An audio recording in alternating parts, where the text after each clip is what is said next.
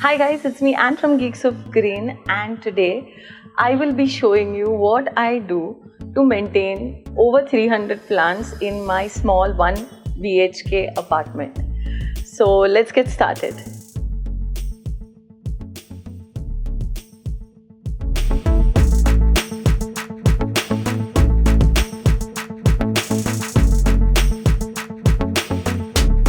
Having so many plants in my balcony also means that there's a lot of leaves drying, and it's a natural process with plants. Some leaves are spent, they have done their work for the plant, and now they are drying and they are dead.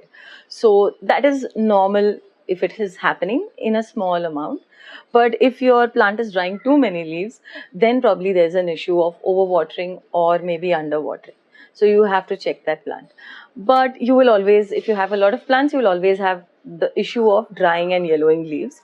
So what I do once a week is I take a bag and a pair of scissors and I go around my plants and simply pluck out the leaves that are yellowing or are spent or have fallen into the pots, dried leaves, yellow leaves. I just simply trim, cut, and remove all of those so that my garden looks fresh. Now, as I'm doing this, a lot of problems are highlighted. I'm so close to the plants, looking at the plants, and I find pest infestations, and I find some plants struggling with pests or the beginning of pests on certain plants. So I'm able to then deal with that as well. So it takes me to my next point, which is fighting pests. So what I do for this is I have the pair of scissors and I cut off leaves that are completely infested. I do not go to clean those leaves, and if the plant has enough number of leaves, I know the plant will survive and it will grow and it will produce new leaves. So some leaves I'm ready to sacrifice if there is too much of infestation on it. And then after I finish doing all that, I always have this handy. So this is a neem oil solution that keeps getting over, and I keep making and refilling it. So Jake and I both have committed to taking care of these plants. I also have so many times seen Jake spraying the neem oil solution on so many plants. Now neem oil may not get rid of all pests, but I like to keep it organic and simple because I have a family here and I have edible plants growing here. I do not like to put chemicals on my plants. So I stick to the neem oil solution, and with neem oil, consistency is the key. So even if you spray it every day or alternate days, it's okay, and your plants will be able to fight back. So this is one thing that I always do, and I have even asked Jake to do it. So it's like two people doing it. I don't ask my kids to involve themselves in spraying this fungicide or pesticide because I don't want them getting their hands dirty with this. But Jake and I do it quite often. So that is something that I do regularly. So what we generally have done is set a schedule where Saturdays are the days when we do this whole check on the garden, where I go with my bag and my scissors and pluck out all the dried leaves, and we spray the fungicide or the pesticide. And at that time, since I have my scissors, I also prune a lot of plants. Plants that go leggy, I always prune. At the end of this gardening session that we do every Saturday, I always have a bucket full or a mug full of propagations and cuttings that I propagate mostly in water because it's quick and easy. If I have some cocoa peat handy or if I have a pot or something handy, I do prefer propagating it in a soilless mixture or even in soil for that matter. But propagating it in water is very handy because you just need an empty jar and you need water. And for those who don't have time, you can always just stick that into an empty jar, put water in it, and keep it in your propagation spot. So in my past videos, I've also shown you that I have an entire area for propagation. So that is where my propagations go. And the reason that I keep propagating my plants is I like to give it to people who come over. They're always asking for plant cuttings. And if I have some ready, it's always good to share it and build your collection in your family's homes. That's what I've always said. Another thing that I've started doing it in 2022 is fertilizing my plants every week, and I do not use any strong fertilizer. I simply use a seaweed solution or a fish emulsion or something like that, that's organic and that's mild and that won't stress my plants too much. So even I keep in mind to use something that's water soluble like the seaweed solution is. I mix it up in water and I water my plants. I ensure that the plants that have moss poles, I drench the entire moss stick with seaweed solution because the aerial roots are always going into the moss stick and trying to get nutrients. So it really helps the plant flourish and become better. I've seen that it really works. So drenching the moss pole in seaweed solution again is something that I take care of and I do. I've mentioned this multiple times before, but I will keep saying this because I have really benefited from what I do. So I hope you will too. So every time I fertilize my plants with seaweed solution, I fill a bottle, a spray bottle with some seaweed solution, and I use this to spray on the aerial roots of most of my aeroids. And I have seen that they really appreciate it and they like it. So not only me, Jake also again takes it up whenever he comes to the balcony. He goes spraying, spraying, spraying. So it's like both of us keep doing it, and the plants are benefiting from it. And it's packed full of nutrients, so the plants get what they want and they keep growing and they keep healthy as well.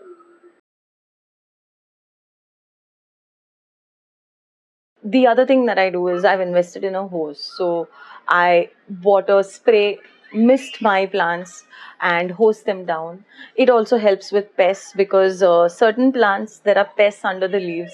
It's so difficult to sit and clean every leaf.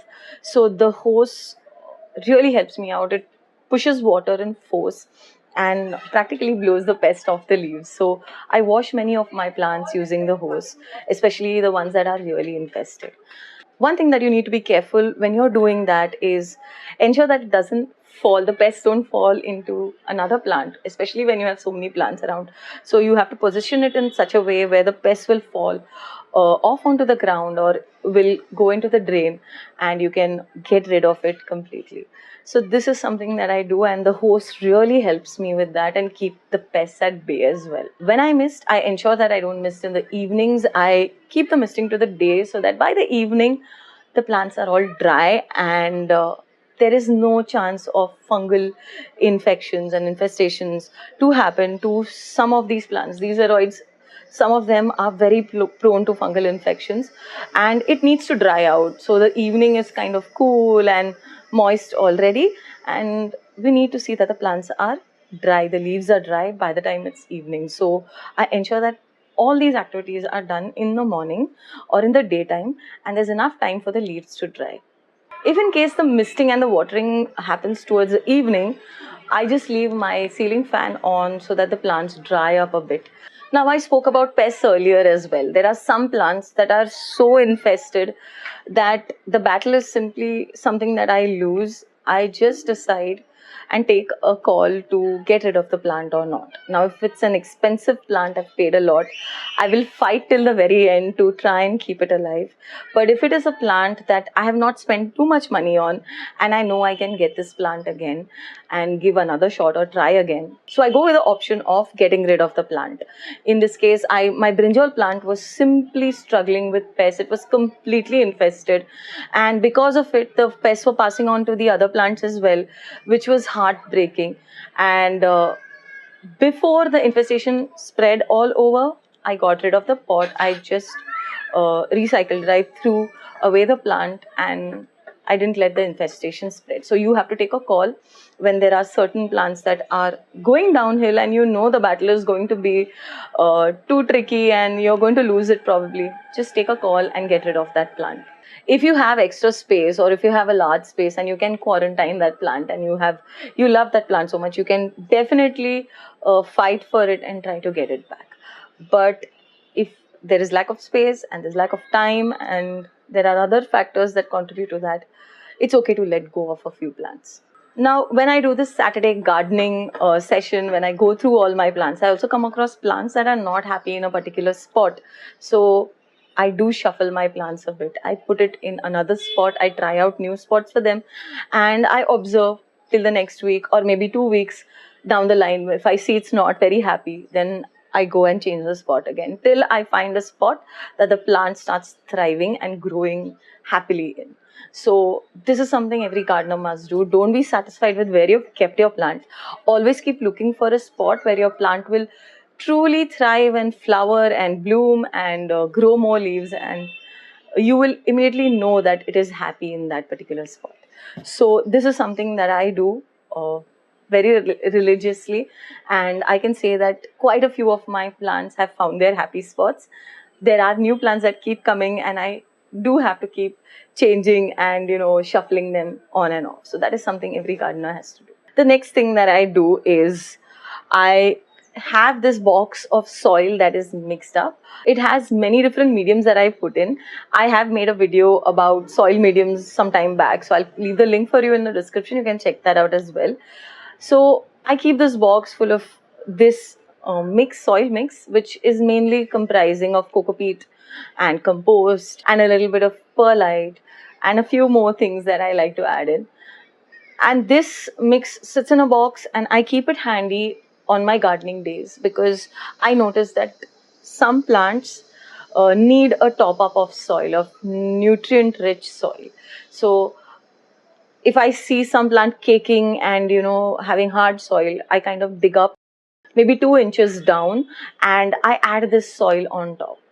Then I also see some plants having less soil in the pot. The soil keeps draining out, especially when it's a looser mix. So I have to top those up as well. So topping up is one more thing that I keep doing, and every week I find something or the other to top up, or to change the soil 2 inches on top, which really helps my plants. So this is something that I keep in mind and I do.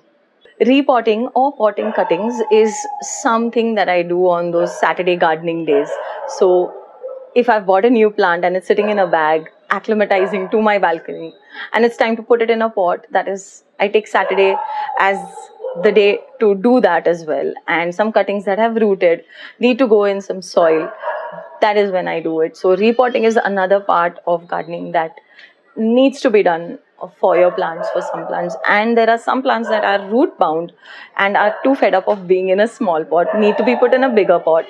I do that as well. But repotting is something that I don't do very often for root bound plants because most plants like to stay in smaller pots, and I graduate very slowly to bigger pots as the plant keeps growing. So this is something that I again do on my Saturday gardening days. Now I've been gardening for 8 years, so I have set my ways and I have set up lights, grow lights and tube lights for different spots, and I have a set of tools that I use continuously. I have the agrometer. I have so many of my tools that I use regularly, and they help me a lot. I had done a video on this some time back, so you can go and check that out as well. I will leave it in the description, and you can see how those tools help me in gardening and keeping my garden happy. So when I talk about my lights, one thing that keeps my northeast balcony happy, I do get a little bit of sunlight, eastern sunlight in the mornings, but that's not enough for all my plants. Definitely not enough. So I have set up tube lights. I have set up a grow light for veggie and flowering plants, and so many tube lights here and there for all my other plants. Now, maintaining that and keeping them on every day becomes too much of something that I have to remember and do. So we have set up a timer that automatically turns this light on in the morning and it switches it off in the evening.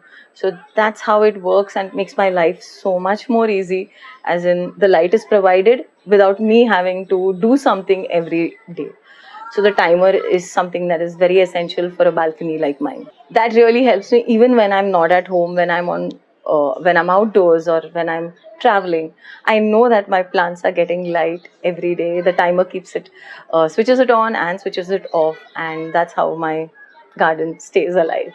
So if you are an avid gardener and you are really interested in the hobby and want to keep plants flourishing, and it gives you real joy to keep plants, a lot of plants, then you have to do some hard work. You have to put in that amount of work and assign a day so that you can focus on your plants, focus on this hobby, and enjoy doing whatever you are doing. So it's not a cumbersome task, but it is something that is joyful and it's fun and something that you look forward to every week.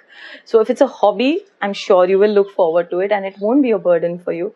But if it is something that you don't enjoy, it will automatically be a burden. Many of you ask me, like, don't you get tired doing this? I would say no, because I enjoy it as a hobby and it's not cumbersome, it's not burdensome also. So I hope you enjoy gardening and I hope you do all these things as well to keep your garden flourishing. Do share with me any other things that you do in your garden as a weekly schedule or a daily thing, so that the community can benefit and learn from you guys as well. Leave that in the comments down below and I'll be really grateful. I really hope that you liked this video, and if you did, don't forget to give us a thumbs up. It takes you a moment, but it really boosts our morale and also encourages us to put out more content for you. And if you did like this channel and its videos and you haven't subscribed yet, please do subscribe to our channel and hit the notification icon so that you are notified on every upload that we do. So I hope to see you in this channel, and also do comment what you think about this video, and if you have any tips to add and any things that you do in your garden, please do share it in the comments down below. I hope to see you soon in another video. Till then, stay green.